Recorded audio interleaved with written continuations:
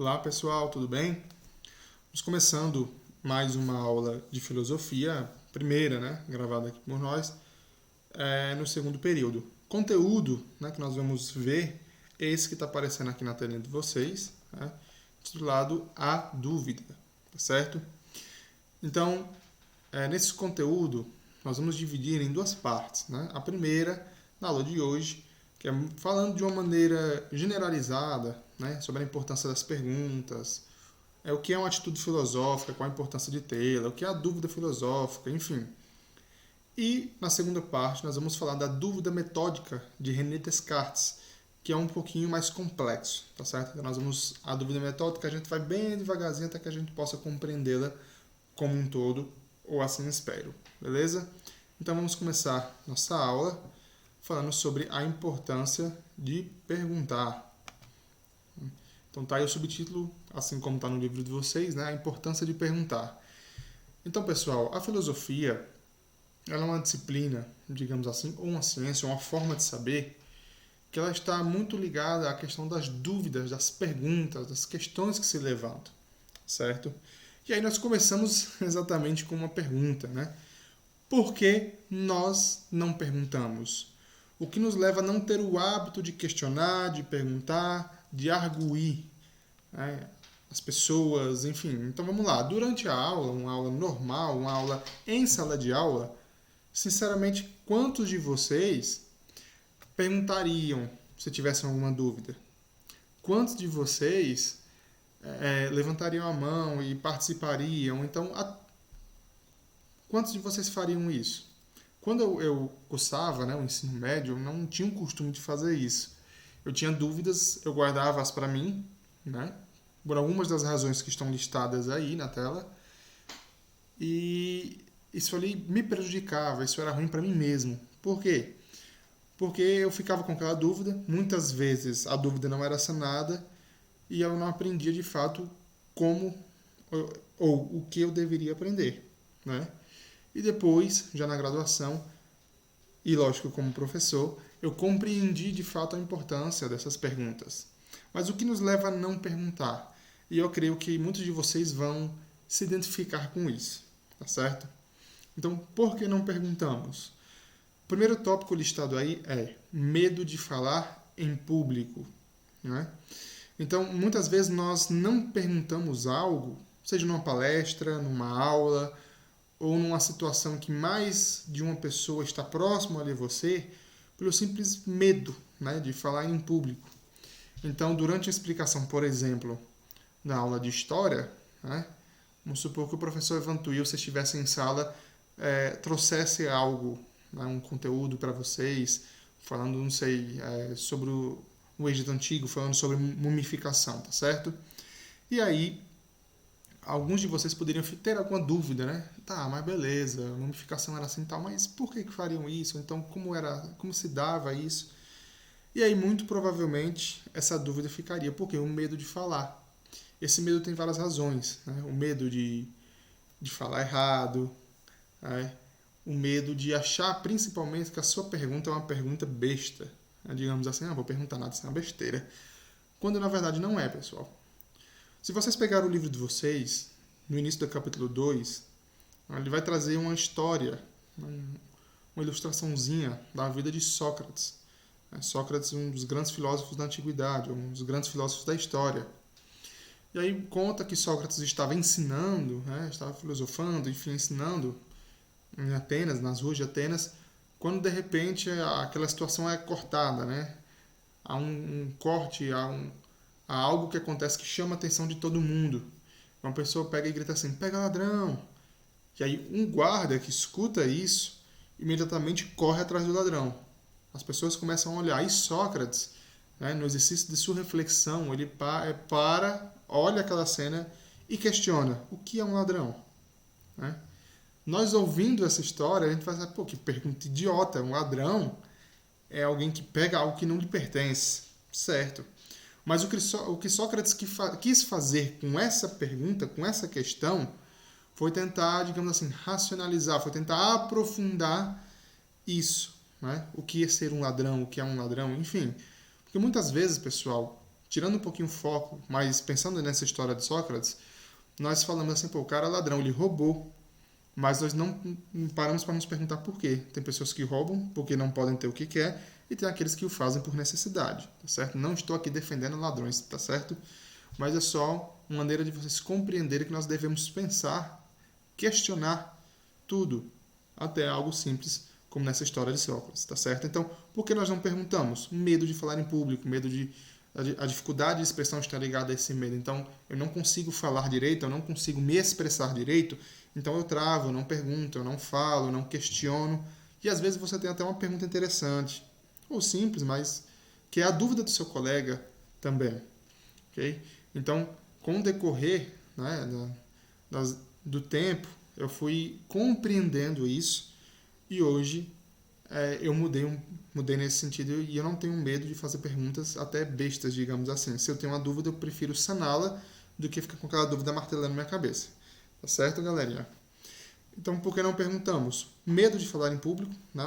Um grande fator. A dificuldade de expressão, né? É outro fator também, além de nós geralmente acharmos que nossas questões, que nossas perguntas são simples, podem ser, não sei, é uma pergunta besta, não vou perguntar isso ao professor, não vou perguntar isso ao colega, enfim, tá certo?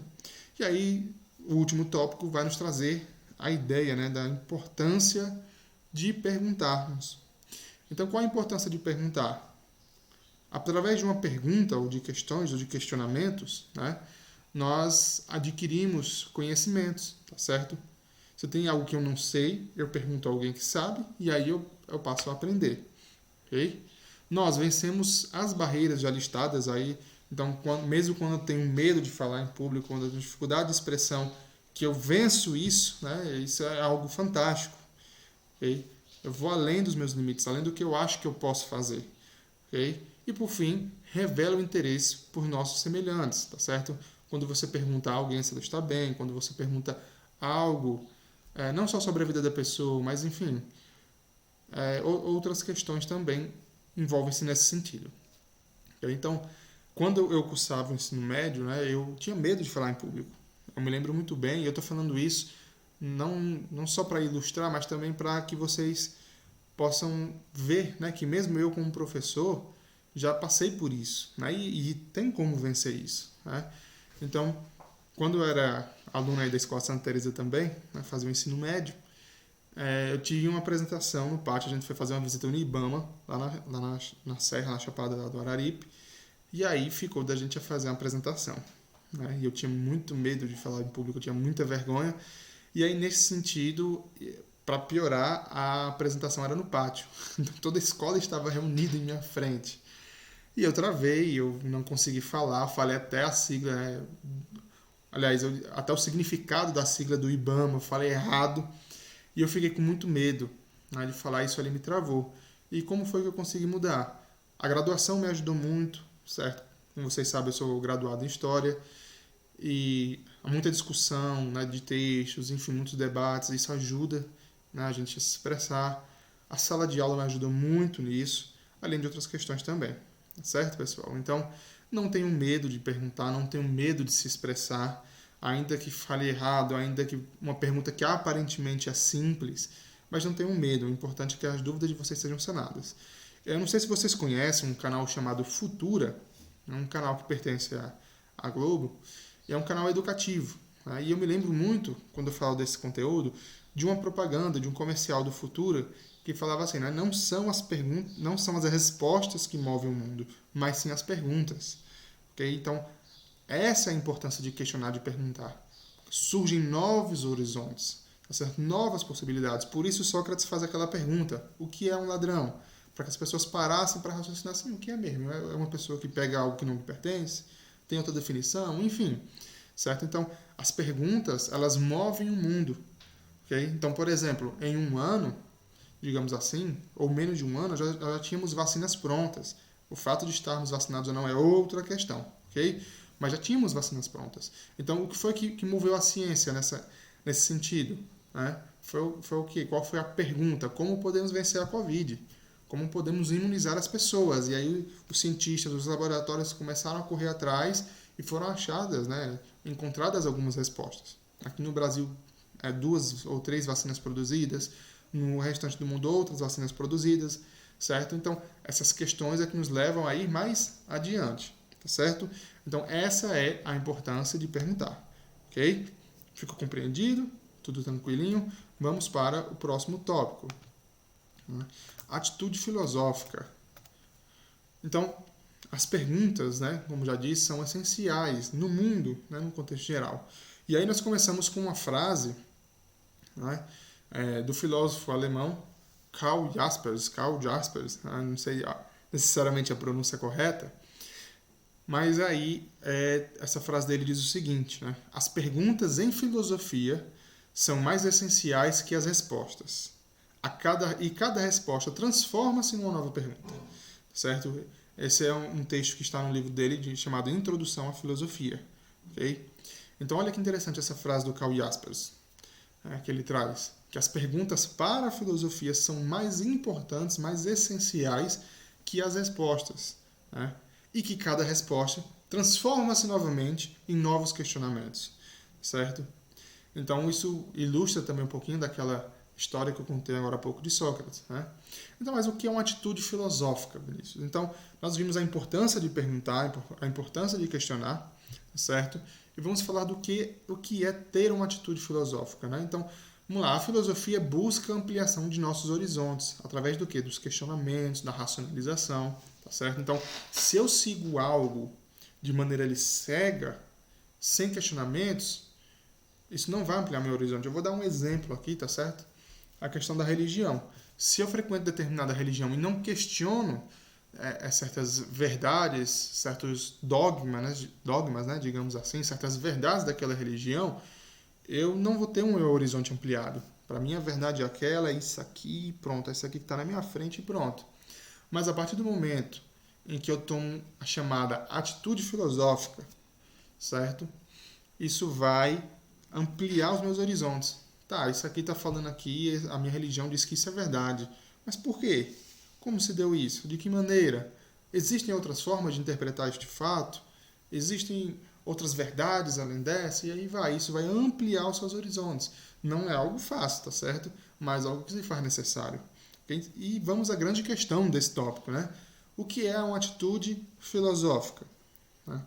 Então, atitude filosófica, a resposta está no tópico aí posterior, né? Seria como voltar à infância. Como assim? Para compreender esse contexto, vamos tentar trazer aqui para a nossa realidade. Bom, vocês provavelmente não se lembram, não sei se tem irmãos pequenos, se tem talvez saibam disso, mas há uma fase da infância, né, que é a fase dos porquês, né, digamos assim. As crianças passam a questionar tudo. Pai ou mãe, por que isso? Vô, por que isso? Tio, tia, por que isso? Mas por que isso é assim? E por que isso é assim? E tal, e tal. E questiono muito perguntas que dão um nó na nossa cabeça. Eu tenho uma filha de 5 anos e às vezes ela vem com algumas perguntas que eu olho para a mãe dela olha para mim e fica procurando o que responder, que são perguntas difíceis, né? Perguntas complexas.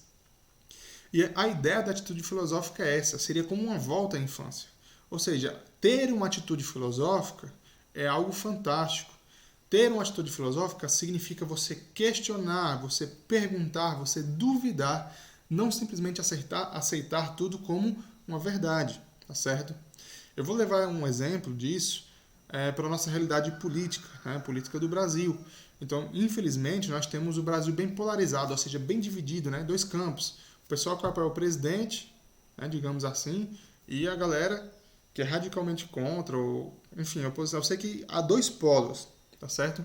No Brasil. Então, quando eu apoio um grupo A ou B de maneira cega, digamos assim, não questiono certas atitudes, não tento compreender o contexto geral, eu não tenho a chamada atitude filosófica. Mas a partir do momento em que eu passo a questionar, tá, beleza, o cara tá lá, mas por que ele tá fazendo isso? Por que ele tá fazendo aquilo? Por que não faz dessa maneira? Ou então, por que o outro grupo faz isso? Por que não faz aquilo? Mano, não só o outro grupo, mas o grupo a qual eu estou torcendo, digamos assim, eu passo a ter uma atitude filosófica. Isso vai ampliar os meus horizontes, tá certo? Eu já conversei com filósofos, né? Por hora eu sou historiador, ok? Mas eu já conversei com alguns filósofos e o negócio é fantástico ao mesmo tempo que é diferente. Você começa a uma conversa formal ou informal, e aí ele começa a questionar. Tá certo, mas e por que isso? Aí você vai respondendo, e ele vai questionando, e aí segue. Ok?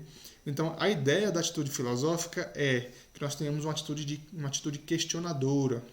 Não apenas perguntar por perguntar, apesar da importância das perguntas, mas ter uma atitude de questionar, digamos assim, as ditas verdades, questionar as informações, questionar, perguntar, duvidar. Tudo isso é importante para o seu crescimento, para o nosso crescimento, o meu também, tá certo? Então, a ideia da atitude filosófica é sermos como uma criança. Alguém que está sempre perguntando, que está sempre questionando, que está sempre querendo saber mais, ok? Aprender mais, certo? E vamos, galerinha, para o último tópico da nossa aula de hoje, que espero que vocês estejam gostando. Vamos lá. Vamos falar agora da chamada dúvida filosófica, tá bem, pessoal? Então, falamos de atitude filosófica, falamos da importância de perguntar e agora falaremos da dúvida filosófica, né? Você pode ver que tem um tópico um pouco mais elaborado, né?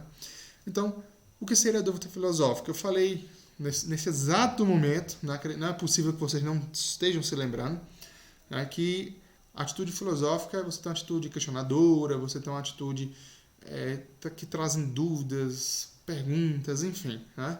E aí levanta-se logo no início desse tópico a seguinte questão: toda dúvida é filosófica? Então beleza, atitude filosófica é o duvidar. Então, qualquer dúvida que eu tenha é filosófica? A resposta é não. Não é filosófica. Nem toda dúvida é filosófica. Por quê? Há algumas questões que são específicas, né? São mais especulações do que mesmo uma dúvida propriamente dita. O exemplo que está aí na tela de vocês é esse, né? Quem ganhará o campeonato, né? Por exemplo, ou hoje estou gravando na véspera, da final do Big Brother. Quem ganha o Big Brother? Né? Quem é que vai ser o vencedor, vencedora? Mas, enfim, essas são questões mais ligadas à especulação do que mesmo propriamente uma dúvida filosófica. Mas por quê? Qual é a diferença?